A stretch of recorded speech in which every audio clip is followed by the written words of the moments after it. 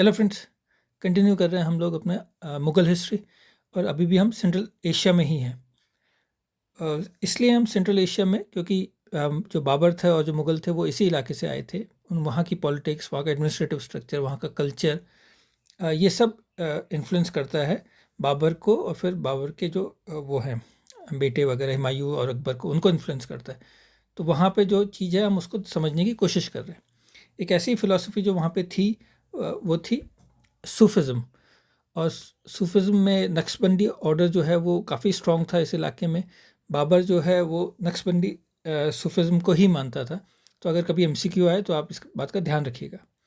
हम एक अलग आइडिया को इस बार देख रहे हैं और वो है वहादत अल वजूद। ये एक इम्पॉर्टेंट सूफी फ़िलॉसफी थी और एक लिबरल आइडिया था। वहादत का मतलब होता है यूनिटी। यूनिटी ऑफ वजूद का मतलब होता है एग्जिस्टेंस।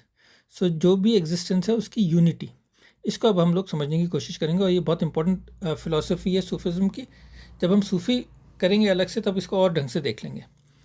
ये जो दी थी, ये इब्न अरेबी जो है, ये 13th सेंचुरी के एक सूफ़ी संत थे। एंडलूसिया एक जगह है, वहाँ के थे। और इनकी जो डेथ होती है 1240 में होती है। तो उन्हीं ने पॉपुलराइज किया था ये कॉन्सेप्ट वहादत अल वजूद का। वजूद does not belong to the things found in the cosmos in any real sense. तो जो भी कुछ हम देख रहे हैं अपने आसपास, ज़मीन हो गई, आदमी हो गए, इंसान हो गए, या जानवर हो गए, पेड़ पौधे हो गए, उनका कोई रियल सेंस में एग्जिस्टेंस नहीं है। वजूद तो सिर्फ एक ही का है और वो अल्लाह का वजूद है, और किसी का वजूद नहीं है। थिंग्स बोरो वजूद फ्रॉम गॉड। तो गॉड से लेते हैं, बोरो करते हैं अपना वजूद। The external word of sensible objects but a fleeting shadow of the real. तो रियल क्या है? अल्लाह है सिर्फ। और जो एक्सटर्नल वर्ड जो हमें दिख रहा है, इंसान दिख रहे हैं, जानवर दिख रहे हैं, पेड़ पौधे वगैरह, जो भी चीज़ दिख रही हैं, जो भी सेंसिबल ऑब्जेक्ट हैं जिसको हम सेंस से छू सकते हैं, देख सकते हैं, वो सिर्फ एक शैडो है। शैडो किसकी है? द रियल की। रियल कौन है? खुदा ही रियल है, बस, और कुछ भी नहीं। बाकी सब के सब, हम इंसान वगैरह सब के सब शैडो हैं खुदा की। हमारा जो एग्जिस्टेंस है वो खुदा से है, जो रियलिटी है वो खुदा है। अब इसी के साथ जुड़ा हुआ है अन अल हक का कॉन्सेप्ट। अन का मतलब होता है आई एम, मैं हूँ। और अल हक का मतलब होता है द ट्रुथ। द ट्रुथ कौन है? द रियल कौन है? वो अल्लाह ही है, वो गॉड ही है, बस। अल हक जो है वो ट्रुथ है, वो रियलिटी है, वो अल्टीमेट है, और अल्टीमेट अल्लाह ही है। तो one of the 99 names of Allah, Allah के 99 जो नेम्स हैं उनमें से एक नाम अल्लाह का अल हक भी है, द ट्रुथ भी है। अब ये जो अन अल हक जो एक स्टेटमेंट है, ये बहुत ही फेमस स्टेटमेंट है, but at the same time it's very controversial statement also. Declaration translating as I am the truth, मैं ही ट्रुथ हूँ। और ट्रुथ कौन है? गॉड है। तो फिर मैं आई एम गॉड, या मैं ही अल्लाह हूँ। और ये किसने बोला था? 10th सेंचुरी सूफी संत थे मंसूर अल हलाज। उन्होंने ये स्टेटमेंट दिया था, अन अल हक का स्टेटमेंट। और इस वजह से उनको मार दिया था 922 सीई में। ये क्यों करा था? Orthodox scholars interpreted it as blasphemous claim of being God. Blasphemous का मतलब होता है धर्म के विरुद्ध। और ये क्लेम कर रहे हैं सूफी संत जो हैं, वो क्लेम कर रहे हैं कि भाई मैं ही गॉड हूँ। तो ये उनके लिए ब्लास्फेमस था, जो मुल्ला थे, जो उलेमा थे, उनके लिए। लेकिन ये उनका मकसद नहीं था या मतलब नहीं था। उनका असल मकसद क्या था? Rather than claiming we divine, it signified the total annihilation of self ego. इसका मतलब ये है कि वो ये क्लेम नहीं कर रहे थे कि मैं ही खुदा हूँ। वो ये क्लेम कर रहे थे कि अपना जो सेल्फ है, यानी जो ईगो है, उसको मिटा दो, उसको हटा दो, उसे फना कर दो। फना कर दो का मतलब होता है ख़त्म कर दो इन गॉड। गॉड में मिल जाओ। असल में जो रियलिटी है वो गॉड ही है। They lose awareness of their own limited existence and perceive only the divine reality. जब उनको ये बात समझ में आ जाती है कि जो एक ही हकीकत है, और वो हकीकत क्या है? वो डिवाइन रियलिटी है, वो अल्लाह है, बाकी सब तो मेयर शेडो है। तो फिर वो जो सेल्फ है, जो ईगो है, जो आई, जो मैं हूँ, फिर वो चला जाता है जब आप अपने अंदर झांकते हो। In that state the utterance I am the truth is made. तो रियलिटी क्या है?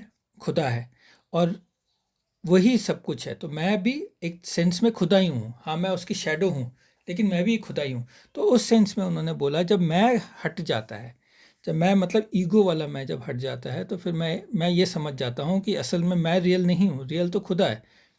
तो फिर इस वजह से ये स्टेटमेंट दिया गया है कि अनल हक का statement, I have cease to exist as I, मैं अब खुद होना सीज कर गया हूँ, बंद हो गया हूँ। असल में जो ट्रुथ है और एक ही सच है वो है ट्रुथ अल हक, यानी खुदा। अब इसके सामाजिक इम्प्लीकेशंस क्या है? Social inclusion and pluralism. इसका मतलब ये है कि views all existence as a manifestation of one divine reality. जब हमने ये मान लिया कि हम सिर्फ एक शैडो मात्र हैं खुदा के, सिर्फ एक ही रियलिटी है वो खुदा है, इसका मतलब दूसरा व्यक्ति भी वो हमारे ही बराबर है, वो भी शैडो है। The philosophical basis for social hierarchy, class, race, caste is weakened. तो इसका मतलब ये हुआ कि there is no difference between दूसरे व्यक्ति में और मेरे व्यक्ति में। वो व्यक्ति, मैं ऊंची जाति का, दूसरा व्यक्ति नीचे जाति का, तो ये समाज ने बनाया है, अदरवाइज खुदा ही एक है और हम सब उसकी शैडो हैं।